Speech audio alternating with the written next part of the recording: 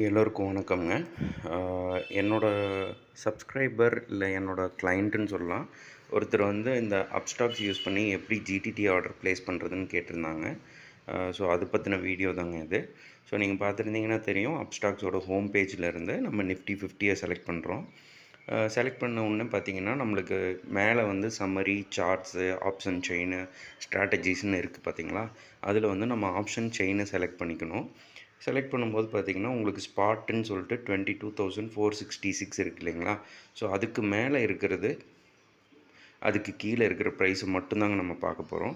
So அதில் ஏதோ ஒரு ப்ரைஸை தொட்டோன்னே இதில் கீழே வந்து ஜிடிடி ஆர்டரை டச் பண்ணுறோம். டச் பண்ணதுக்கப்புறம் பார்த்தீங்கன்னா உங்களுக்கு இந்த மாதிரி பேஜ் ஓப்பன் ஆகும். ஸோ இதில் தான் நம்ம என்ன பண்ணணும் அப்படின்னா, நம்ம ப்ரைஸஸை வந்து ப்ளேஸ் பண்ணணும். ஃபஸ்ட்டு வந்து எவ்வளோ லாட்ஸ் ப்ளேஸ் பண்ணுறோன்னு கேட்கும். அதில் 75ன்னு கொடுத்தாச்சு. அதுக்கு கீழே வந்து என்ன ப்ரைஸில் பை பண்ணணும் அப்படின்னு கேட்குது. அதில் வந்து இஃப் ப்ரைஸ் இஸ் அபவ் அப்படிங்கிறத செலக்ட் பண்ணுறோம். நம்ம கொடுக்குற காலுக்கு தகுந்த மாதிரி நம்ம எப்போவுமே ஒரு ப்ரைஸுக்கு மேலே பை பண்ண சொல்லுவோம். அது ஸ்டாப் லாஸ் போட சொல்லுவோம். அதுக்கப்புறம் பார்த்திங்கன்னா டார்கெட்டும் செட் பண்ண சொல்லுவோம். ஸோ இது எல்லா ஃபெசிலிட்டிஸும் இந்த ஜிடிடி ஆர்டரில் நம்மளால் ப்ளேஸ் பண்ணிக்க முடியுங்க. அதுக்காக தான் நம்ம அப்ஸ்டாக்ஸை ப்ரிஃபர் பண்ணுறோம். ஸோ இப்போ பார்த்திங்கன்னா ₹138.50 நம்மளோட டார்கெட்டுங்க. ஸ்டாப் லாஸ் வந்து ₹100.50 போட்டிருக்கோம். ஸோ மோஸ்ட்லி இது 25 பாயிண்ட்ஸ் நம்மளுக்கு கிடைக்கும் இல்லைங்களா. ஸோ அப்போது நம்ம போட்டாச்சு. இதில் ஆடட் ஃபெசிலிட்டி என்ன இருக்குது அப்படின்னா, ட்ரெய்லிங் ஸ்டாப் லாஸும் நம்ம யூஸ் பண்ணிக்கலாங்க.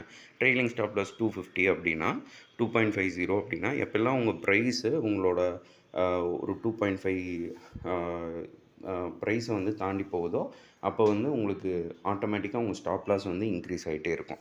அப்போ உங்களோட லாஸ் வந்து மினிமைஸ் ஆகும். ஸோ இந்த மாதிரி தாங்க நம்ம சப்மிட் ஆர்டர் கொடுத்துட்டோம் அப்படின்னா இந்த மாதிரி ஒரு ஜிடிடி ஆர்டர் வந்து ப்ளேஸ் ஆயிரும். இவ்வளோ தாங்க இந்த ஜிடிடி ஆர்டருங்கிறது.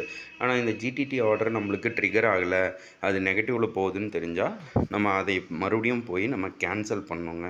ஸோ இந்த மாதிரி இருக்கிறது போய் கேன்சல் ஆர்டர் கொடுத்து நம்ம கேன்சல் பண்ணி வச்சுக்கிறது நல்லது. ஏன்னா எப்போல்லாம் அந்த ப்ரைஸ் வருதோ அப்போல்லாம் அது ட்ரிகர் ஆகிறதுக்கு வாய்ப்பு இருக்குது.